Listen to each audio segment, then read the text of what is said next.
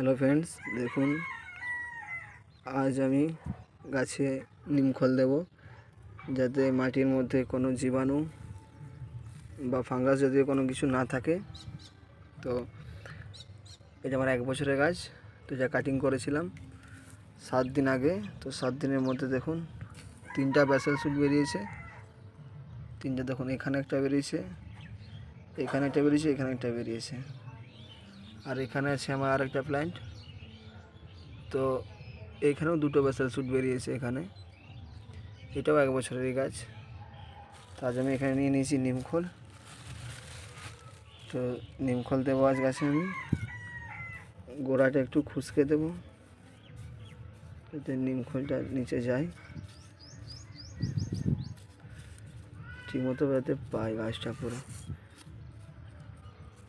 নিমখোলটা দেওয়ার পরে মাটির মধ্যে যে সমস্ত জীবাণু আছে সব মারা যাবে। 1 মুঠো দেবো, 1 মুঠো চারদিকটা দিয়ে দেবো। তারপরেতে জল দেবো আমি পরে কিছুক্ষণ। বৃষ্টি হয়েছিল কাল রাত্রিবেলায়, মাটিটা ভিজা আছে। আর এটাতেও দিয়ে দেবো আমি। আর দেখবেন আপনাদের টবের মাটি যাতে না নোংরা থাকে, যে সমস্ত ঘাস থাকবে সব তুলে ফেলে দেবে। এটাতেও দিয়ে দিচ্ছি আমি নিমখোল। একটু কম পড়লো।